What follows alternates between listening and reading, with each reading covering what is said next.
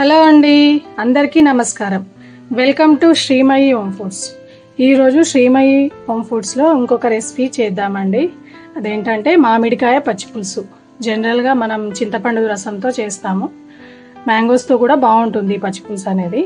So మ్యాంగోస్తో ఎలా చేయాలనేది మీకు చూపించడం కోసం ఈ వీడియో నేను చేస్తున్నాను. ఇక్కడ ఐటమ్స్ తీసుకున్నానండి, అవేంటో ఇప్పుడు చూద్దాం. ముందుగా ఒక మీడియం సైజు మ్యాంగోస్ని తీసుకున్నాను, మామిడికాయలు 2 తీసుకున్నాను. కొత్తిమీర, కరివేపాకు, ఉల్లిగడ్డ, ఒక 6-7 పచ్చిమిర్చీలు తీసుకున్నా. ఇప్పుడు ముందుగా ఈ మామిడికాయలని మనం కాల్చుకోవాలి. ఈ మ్యాంగోస్ కాల్చుకోవడానికి ఇది యూజ్ చేస్తున్నానండి. మనం దీన్ని చపాతీ చేయడానికి యూజ్ చేస్తాం కదా, అది యూజ్ చేసుకొని నేను కాల్చుకుంటున్నాను. లేదంటే డైరెక్ట్ పెడితే ఊకే కింద పడిపోతుంది కదా. సో అందుకే ఇది యూజ్ చేసుకొని ఈ మ్యాంగోస్ని దీనిపైన పెట్టుకొని కాల్చుకుంటాను. దీన్ని తిప్పుతూ కాల్చుకోవాలండి. కొంచెం టైం ఎక్కువగానే పడుతుంది, ఇది లోపల వరకు కుక్ అవ్వాలి కదా. సో నిదానంగా మీడియం ఫ్లేమ్లో పెట్టుకొని వీటిని కాల్చేసుకోవాలి. ఇలా 2 వైపులా తిప్పుతూ మంచిగా కాల్చుకోవాలండి. ఇది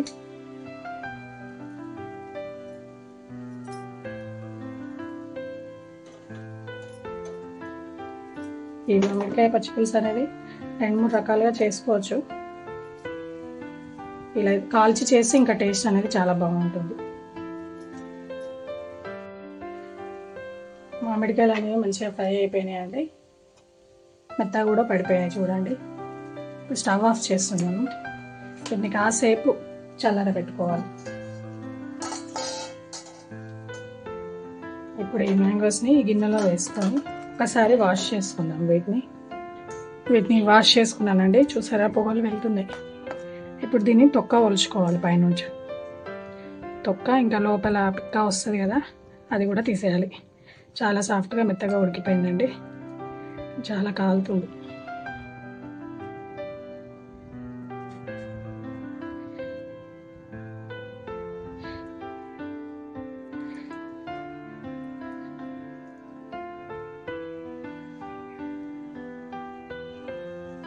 దీన్ని స్మాషర్ యూజ్ చేసి ఇలా గుజ్జు మొత్తం తీసుకుందాం. మామిడికాయ గుజ్జు అనేది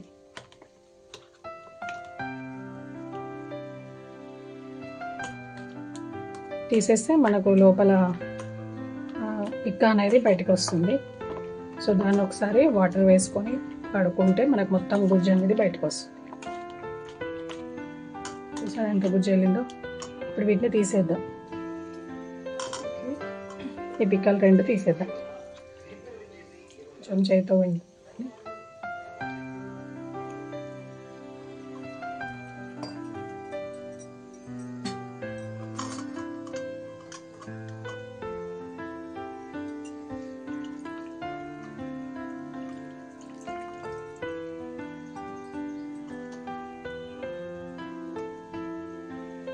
మామిడికాయ గుజ్జు మాత్రమే ఉండాలి.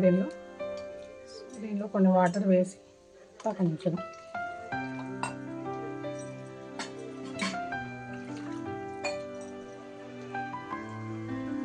మళ్ళీ స్టవ్ ఆన్ చేసుకొని పచ్చిమిరపకాయలు తీసుకున్నాం కదా, వీటిని కూడా కాల్చుకోవాలి. ఈ పచ్చిమిర్చి కాల్చినవి అయితే చాలా టేస్ట్ వస్తుందండి ఈ పచ్చిపులుసు అనేది. ఎండు కారం కంటే కూడా ఇలా పచ్చికారం వేసుకుంటే బాగుంటుంది. అవి కూడా డైరెక్ట్గా కాకుండా ఇలా కాల్చి వేసుకుంటే ఈ చారు అనేది మంచి టేస్ట్ వస్తుంది. సో వీటిని లో ఫ్లేమ్ మీద కాల్చుకోవాలి.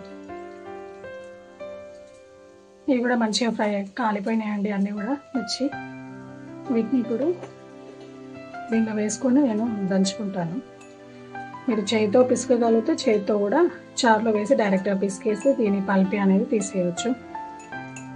ఈ చారు ముద్దపప్పు చారు, ఇంకా బెండకాయ ఫ్రై, ఆలు ఫ్రై అలాంటి వాటిలోకి చాలా టేస్టీగా బాగుంటుంది.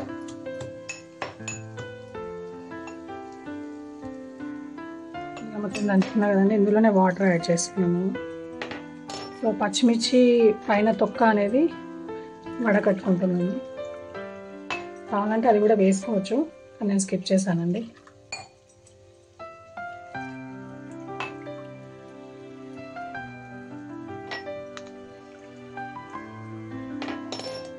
దీనిలోనే మనం ముక్కలుగా కట్ చేసుకున్న ఆనియన్స్ ఇలా తీసుకోవాలి. నెక్స్ట్ కొత్తిమీర,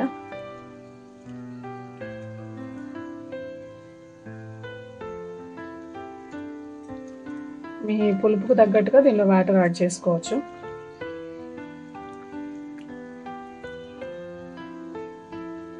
దీనిలో ఒక 1.5 టేబుల్ స్పూన్ ఉప్పు వేస్తున్నానండి.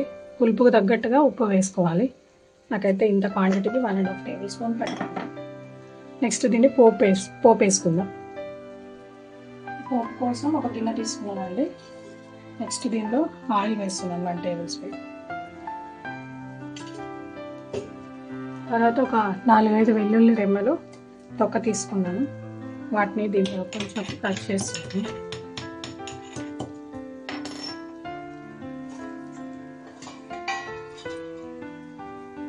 కొన్ని మెంతులు వేస్తున్నానండి పోపులో. మెంతులు వేస్తే మంచి టేస్ట్ అనేది వస్తుంది చారుకు. రెండవది కొద్దిగా జీరా, కొన్ని ఆవాలు కూడా వేస్తున్నాను.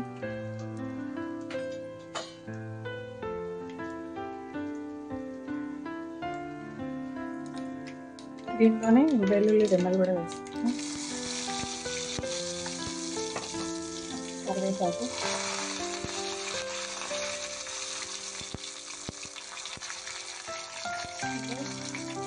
అంటే చిటికెడు మెంతిపిండి వేస్తున్నాను. నెక్స్ట్ పసుపు ఒక 1/2 టేబుల్ స్పూన్ వేస్తాను. ఇప్పుడు ఈ చారు డైరెక్ట్గా దీనిలో పోస్తున్నానండి.